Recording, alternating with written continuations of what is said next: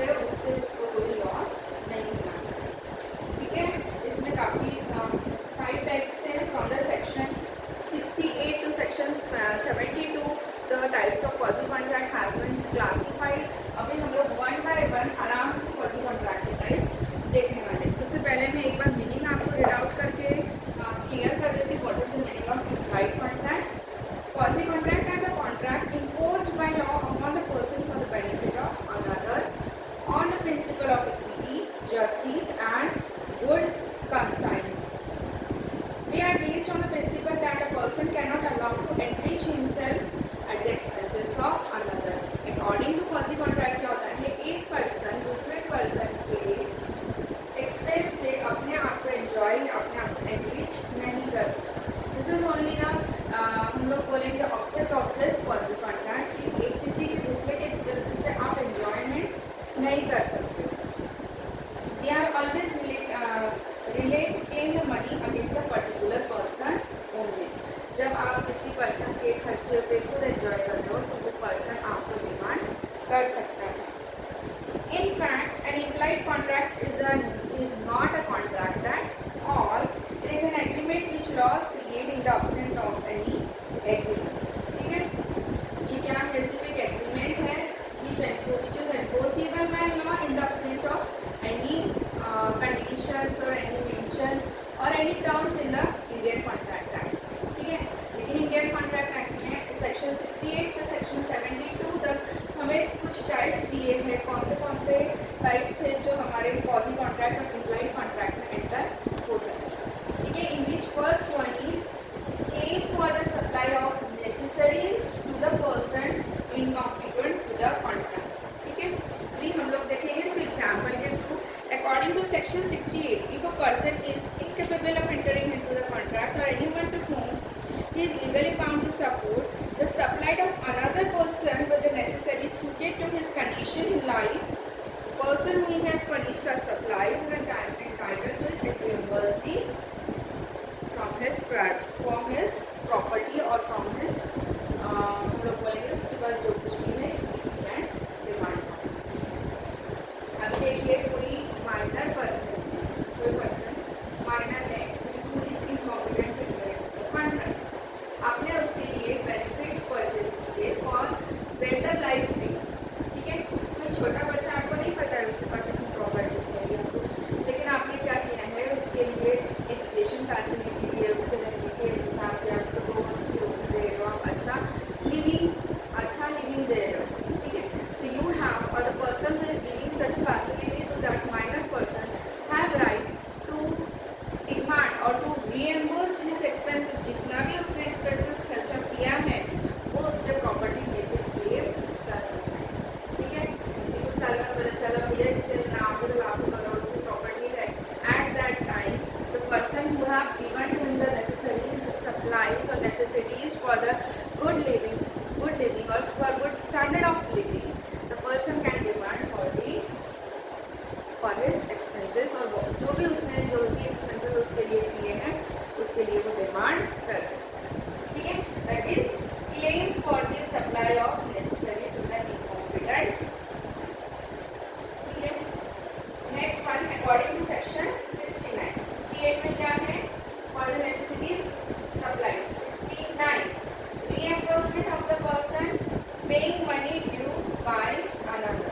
ठीक है, very easy. देखिए हम लोग काफ़ी बार हम लोग हमारे फ्रेंड्स के साथ जाते हैं होटल में, हम बोलते TTMM कर लेंगे, कॉन्ट्री कर लेंगे, हम लोग अच्छा सा डिनर लेते हैं। अभी मेरे पास पैसे नहीं, ठीक है, अभी फॉर एग्जांपल हम 4 फ्रेंड्स जा रहे हैं और फिलहाल में मेरे पास पैसे नहीं है, मेरा फ्रेंड मेरे बदले में मेरे पैसे दे रहा है जो भी मेरा कॉन्ट्री आया है। अभी उस पर्सन को राइट है टू क्लेम फ्रॉम माई, क्योंकि वो मेरे बिहाफ पे अभी बोलते हैं अभी तू पैसे दे दे मैं तुझे बाद में दे दूँगा, तो वो जो बाद वाला जो है उसे कहते हैं क्वाजी कॉन्ट्रैक्ट कि अभी मैं दे रहा हूँ, मैं उससे बाद में फ्यूचर में तुझसे डिमांड कर सकता हूँ। That is called as reimbursement of the person paying money due by other. यदि किसी का खर्चा आप पे कर रहे हो तो आप क्या कर सकते हो, उससे रीएम्बर्स कर सकते हो। ठीक है, क्लियर? एग्जाम्पल्स के साथ हम लोग देखेंगे तो ये सारे कॉन्ट्रैक्ट्स हमें बहुत ही जल्दी समझ में आएंगे। Again I am reading section Section 69 states that a person who is interested in payment of money which another is bound to pay by law to pay and who therefore pay it is entitled to reimbursed by the another.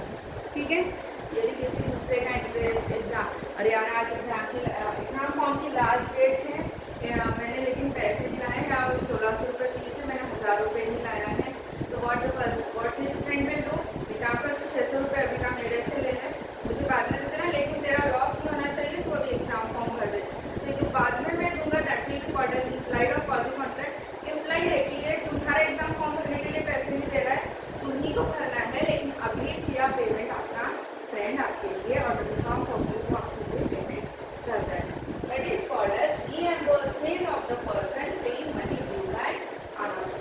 ठीक है, next one is obligation to pay non-gratuitous act. Obligation to pay non-gratuitous act.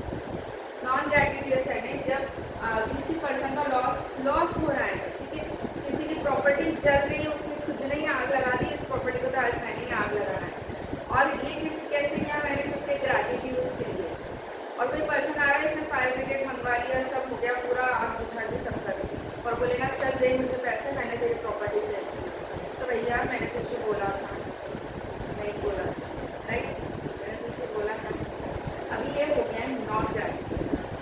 वैसे ही यदि किसी के shop में आग लगी है, लेकिन वो इंटेंशन, यहाँ पर नॉन ग्रेटिट्यूड में सबसे इम्पॉर्टेंट क्या हो जाता है, आपका इंटेंशन क्या है, या आप किस बेस पे आपका कॉन्ट्रैक्ट, या किस बेस पे आप किसी की हेल्प कर रहे हो, हेल्प अभी कर रहे हैं, लेकिन उसका हम लोग रिएम्बर्समेंट ले सकते हैं, that is called as non gratitude act.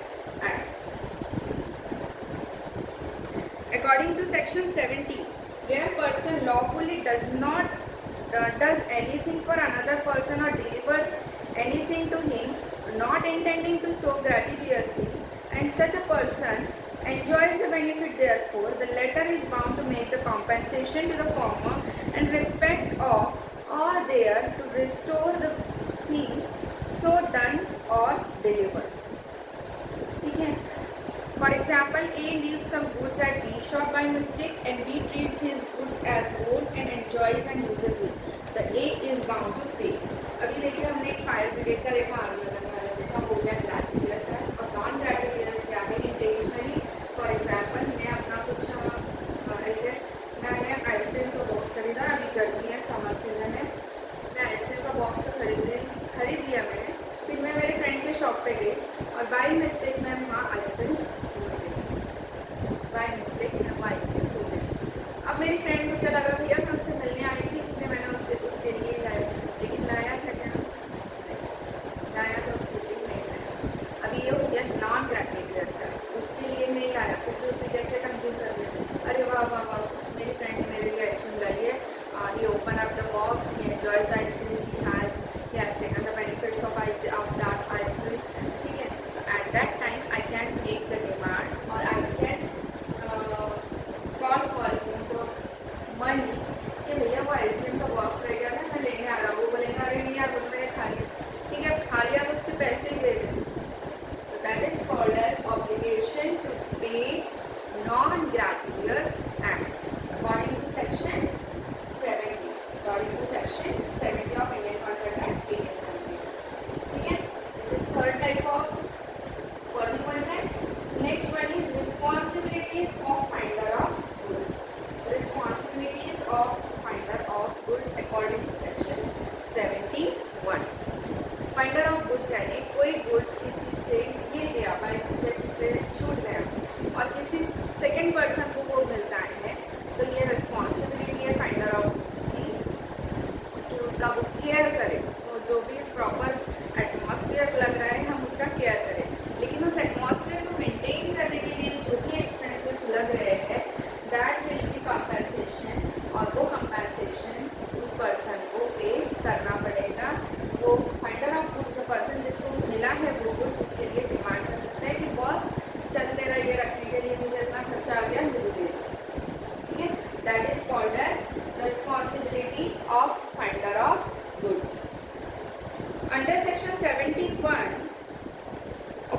who finds the goods belonging to another and take him into his custody is subject to same the responsibility as a bail. As a bail यानी हम लोग contract of bailment भी देखेंगे आगे कि अभी आपके पास वो चीज़ आपके पास उधार है, अभी आपको उसे अपना समझ के उसका केयरिंग करना है, that is called as bailing. This section also states he is found to take as much as care of the good man as the ordinary or prodigious would under the similar circumstances take care of his own goods in the same work and quantity and value. उस person को उस goods की जो भी उसे चीज़ मिली है उसकी इस तरह से केयर करनी है जैसे वो खुद की हो. यूज़ नहीं करना है, केयर करना है. ठीक है.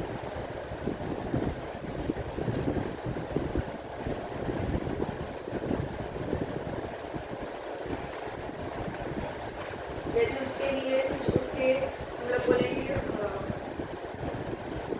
वैसा एटमॉस्फेयर क्रिएट करने के लिए जिसमें वो चीज़ सेफ रहे, उसे एक्सपेंसेस बेयर करना पड़े तो एक्सपेंसेस भी बेयर करेगा, लेकिन वो एक्सपेंसेस वो बाद में जो ओरिजिनल ओनर है गुड्स का, जिसके गुड्स गुम हो गए थे, उससे वो डिमांड कर सकता है.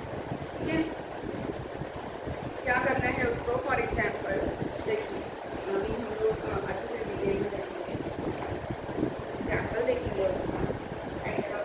फॉर एग्जाम्पल मेरा पपी गुम हो गया, मैं गार्डन में पपी को लेकर जा रही थी और मेरा पपी क्या हो गया है, गुम हो गया, और वो किसी को मिला है तो वो उसका हो गया क्या, नहीं, कोई तो भी पपी लवर है और उसको मिला है, वो उसे लेके गया, मुझे इसका ओरिजिनल ओनर को मिलना नहीं है.